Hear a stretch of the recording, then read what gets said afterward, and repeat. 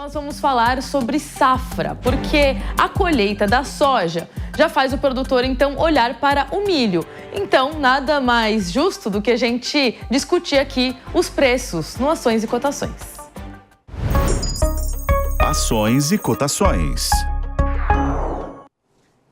Nós vamos conversar com o consultor de mercado da Scott Consultoria, Felipe Fabbri. Bem-vindo ao Hora H do Agro. Obrigada pela participação, Felipe. Queria falar com você, então, sobre essa dobradinha, né? A gente olha para a safra, olha para a evolução da colheita da soja e aí é inevitável a gente já pensar no plantio do milho. Então, queria te perguntar como que está a cotação do milho, como que o produtor já também está se movimentando nessa dobradinha aí de toda a Santa Safra. Mariana, primeiro, obrigado pelo convite, em nome de toda a equipe da Scott Consultoria. E, Mariana, o produtor vê um ano de 2026 bem diferente do início de 2025, tá? Nós temos que destacar que estamos naquele período de entre-safra do milho, só que apesar desse período de entre-safra, o mercado ele trabalhou bem moroso. Ele vem desde a segunda quinzena do mês de dezembro com um viés mais baixista, pegando janeiro aqui como referência, ele encerrou o mês com o preço base Campinas ali negociando em torno de R$ 65 a R$ 64 por saca, e nós não esperamos que o mercado do milho venha a reagir no curto prazo, tá? Mesmo diante de uma entre-safra ainda, ou de uma ausência de volume mais robusto chegando no mercado, nós enxergamos fundamentos que acabam limitando uma movimentação de alta para o milho, diferente do que aconteceu em 2025. Em 2025, para quem não se recorda, o preço do milho durante esse período de entre-safra até ali meados de abril, ele disparou a casa dos R$ 90 por saco em Campinas, foi um mercado bem altista à época, enfim.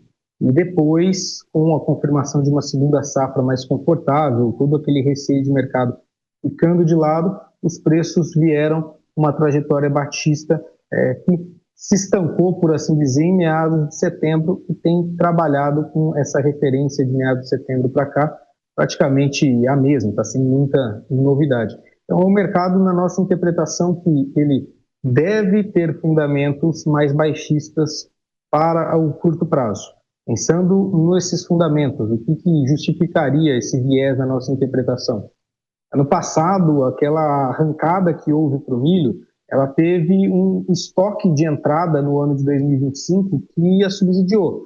Havia pouco milho disponível no mercado brasileiro, foi o menor estoque de entrada da história dos últimos 13 anos para a cultura, e aí com algumas dúvidas quanto ao potencial da safrinha em função de atraso de semeadura da soja e uma safra de verão com alguns receios também em andamento à época, aquela corrida pelo preço do milho, aquela corrida por busca pelo milho, acabou dando sustentação às cotações. Hoje o quadro é muito diferente. A gente tem um estoque de entrada em 2025 bem mais confortável, são 11 milhões de toneladas a mais, segundo a Conab. A colheita da safra de verão ela já começou em algumas regiões e a perspectiva é positiva, e a semeadura da segunda safra ela está em andamento e com um bom ritmo e uma perspectiva de safra não muito diferente do que foi no ano passado. Então, em termos de oferta para chegar no mercado brasileiro, ela deve ser uma oferta bem confortável e manter os preços naquilo que a gente chama de lado ao longo desse ano 26, tá?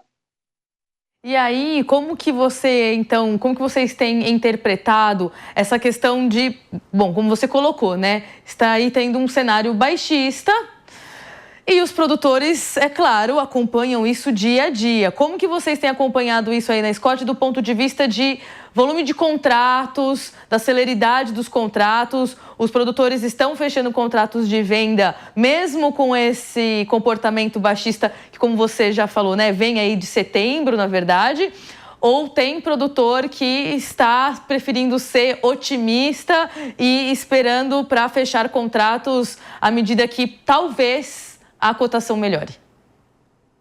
Mariana, a gente vê um comportamento de poucos contratos de antecipação, né, contratos de entrega futura sendo realizados não só para o milho.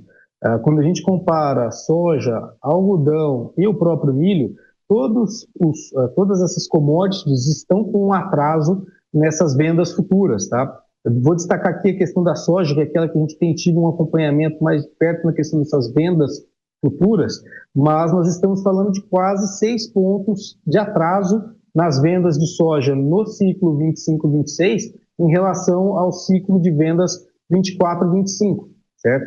E para o milho o comportamento não tem sido muito diferente, o produtor tem trabalhado com um pouco mais de otimismo na expectativa de preços mais firmes ao longo dessa temporada de 2026.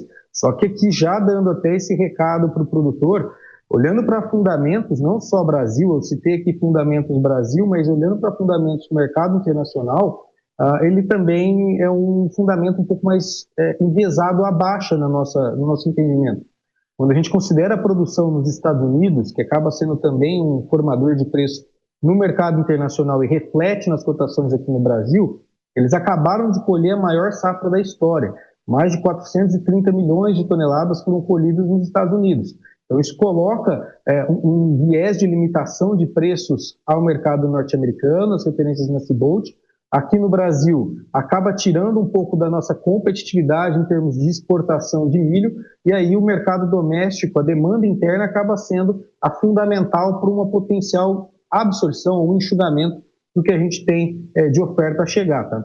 Um outro fator que a gente tem que analisar também é a questão climática. Tá? A gente está no começo de semeadura aqui no Brasil, ainda estamos falando de 12% das áreas tendo sido semeadas até então, ela vem com um bom ritmo, acelerado até para o que é a média histórica, mas ainda há todo um desenvolvimento à frente que pode mudar um pouco dessa posição de mercado que a gente está tratando. Por hora, não é o que a gente enxerga. Os modelos climáticos têm apontado para uma precipitação e até temperaturas que são mais confortáveis em termos de produtividade daqui até o período de desenvolvimento pleno da cultura. Então, por hora, se desenha realmente essa conjuntura um pouco mais enviesada para baixa. A dica, a orientação que seria se a cooperativa, se o mercado estiver dando uma oportunidade de travar o preço do milho ou de fazer essa antecipação de venda com um cenário onde, conhecendo os meus custos de produção, a minha margem está ficando legal para a cultura, né, para a questão do milho, é melhor eu fazê-lo, tá? E não ficar contando, talvez, com uma virada de chave no mercado, porque os fundamentos nesse momento não mostram, não implicam aqui, no nosso entendimento, a uma virada de chave para preços mais sustentados ao longo de 2026. Então eu vou aproveitar que você deu esse panorama, inclusive falando de Estados Unidos, e te perguntar o que mais que vocês têm acompanhado aí do ponto de vista de mercado internacional, porque a gente sabe que o milho, na verdade, é uma das principais commodities do mundo, né? E o quanto que o fator biocombustíveis está influenciando, se influencia nesse comportamento também baixista, porque a gente sabe que o etanol de milho tem caído nas graças aí do mundo inteiro, né? A gente sabe que os Estados Unidos são os maiores produtores. Aqui no Brasil a gente também tem visto um acréscimo da produção de etanol de milho, mas tem muito comprador pelo mundo, né? Olhando para esse etanol. Isso também está influenciando? O que vocês têm visto aí dessa dobradinha mercado internacional e biocombustível? Perfeito, Mariana. Eu vou até fazer um adendo já começando com a questão de biocombustíveis. Acho que é o principal ponto que a gente tem que destacar. O mercado do milho no ano passado ele não foi tão pressionado para baixo quanto poderia ter sido, pensando na safra 23-24, que antecedeu a anterior, né, a de 2025. Ele não esteve tão frouxo, mesmo com uma produção muito maior, em função justamente da demanda pelas usinas de etanol de milho aqui no Brasil. Tá? A gente, falando em mercado de milho brasileiro, a nossa maior parte da produção, ela acaba ficando no mercado doméstico e ela não tem tanta influência das cotações no cenário externo. Diferente da soja, a soja ela tem uma precificação bem atrelada ao que Chicago impõe e o dólar também. Quando a gente vai para o mercado interno, quando a gente vai para o mercado do milho, a gente acaba tendo uma conjuntura onde principalmente o mercado doméstico é quem forma os preços. E aí a gente viu um cenário que ajudou a limitar esse viés de baixa e em 2026 pode ser um fator que também venha colaborar. Como? Há uma ampliação das usinas de etanol de milho aqui no mercado brasileiro, uma projeção de crescimento de quase 7 milhões de toneladas no consumo de milho, pensando só em mercado interno para essa temporada, diante de uma safra que, por hora, está sendo trabalhada aí como uma safra positiva, né? Uma safra parelha ao que foi o ano passado, então pode ter um papel fundamental para a manutenção de preços ou para uma limitação desse viés de baixa, inclusive com alguns momentos do ano trazendo um pouco mais de viés de alta essa cotação. Em 2025 isso aconteceu. Nós tivemos a colheita de milho encerrada aqui no Brasil, as cotações acabaram não cedendo tanto, inclusive com algumas altas. Por quê?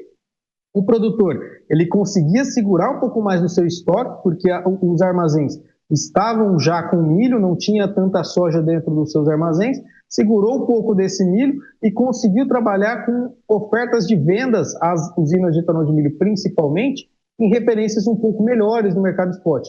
Isso pode vir a acontecer agora em 2026. A projeção é de aumento da produção de etanol de milho, mais plantas, mais unidades aqui processadoras de etanol chegando para consumir esse coproduto, e a gente não pode negligenciar um outro setor que é muito importante.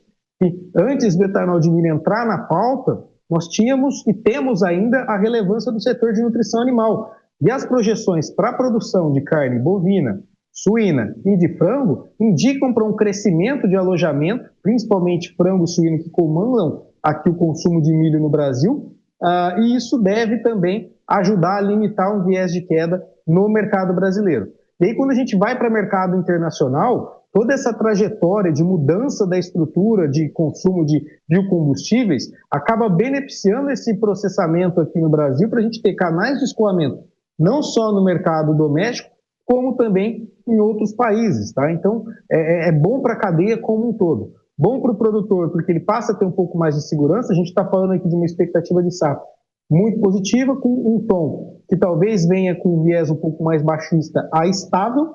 Isso pode garantir margem a depender do momento de custo de produção dele dentro do ano safra 25-26, e para o mercado acaba trazendo mais opções de venda. Então é muito bom para a gente conseguir trabalhar com um pouco mais de cadenciar esses preços ou segurar, limitar um viés de baixa.